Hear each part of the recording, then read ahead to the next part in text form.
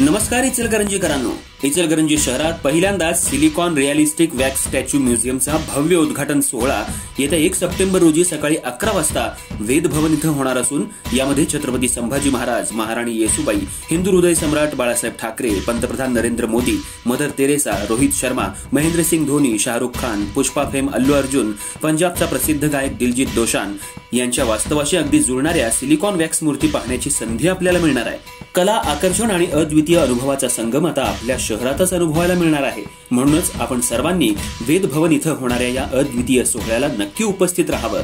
इचलकरंजीत एक नवीन पर्व सुरू होतंय आणि या पर्वाचे साक्षीदार व्हा तुम्ही सुद्धा।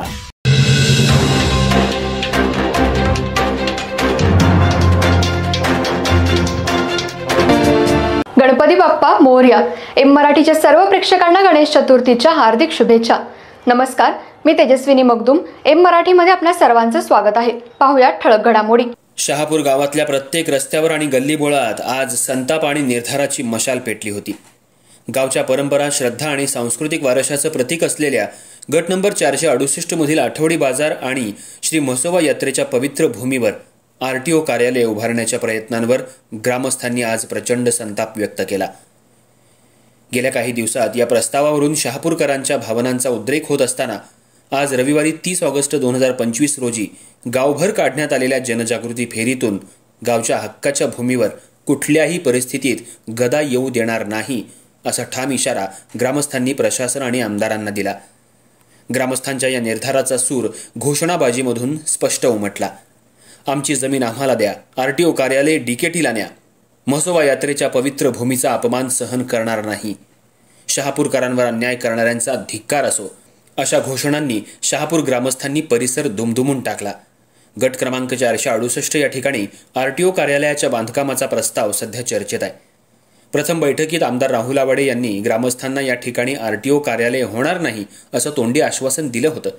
मात्र 28 ऑगस्ट रोजी महसूल विभागाकडून झालेल्या अचानक जमिनीच्या मोजणीमुळे ग्रामस्थांमध्ये संशय आणि संतापाची लाट उसळली।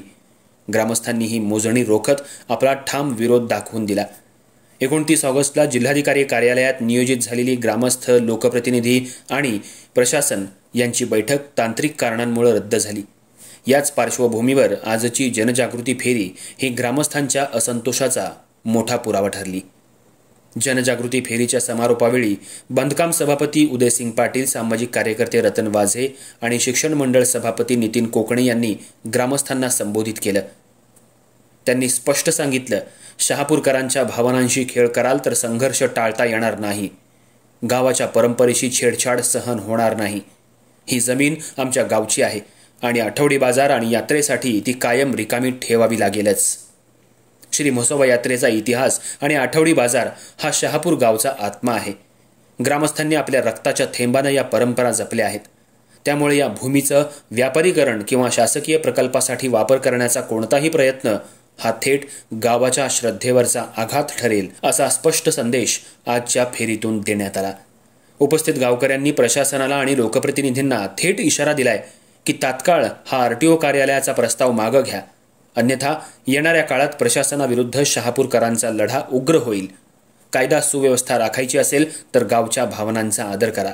आजच्या फेरीत माजी उपनगराध्यक्ष रणजित जाधव, ज्येष्ठ ग्रामस्थ दिलीप पाटील, प्रधान माळी, डॉक्टर BM आर्गे, सचिन राणे, बंडा उगळे, संतोष काळगे, मधुकर देशिंगे, आनंदा देशिंगे, विजय देशिंगे, मंकाळी देशिंगे, रोहित नेमेष्टे, कुबेर लाटवडे, रफिक मुजावर, समीर सय्यद, पप्पू मुजावर, सुनील पाटील, स्वप्नील पडियाळ, सुनील मुदाळकर, चरणसिंग पाटील, सुनील मासाळे, सुरेंद्र पाटील, राहुल पाटील, कुमार मुळे, अनिल जाधव, संजय कांबळे, बुद्धम कांबळे, किरण गंथडे, श्रीकांत मुळे, दीपक तोडकर, बंडू चौगुले, अरुण काटकर, बाबू उगळे, दादा उगळे, संजय बोंगार्डे, सुरेश शिंदे, अमोल कोकणे, जालंदर पाटील, सुनील लाटवडे, सुभाष मस्के, अमोल डेंगे, राहुल कारजोळ, सलीम हळंगळी, चेतन करांडे, अमन सनदी, रतन लाटवडे, विनोद परीट तसंच गावातील इतर युवक, ज्येष्ठ मंडळी, व्यापारी आणि नागरिक मोठ्या संख्येनं सहभागी झाले होते।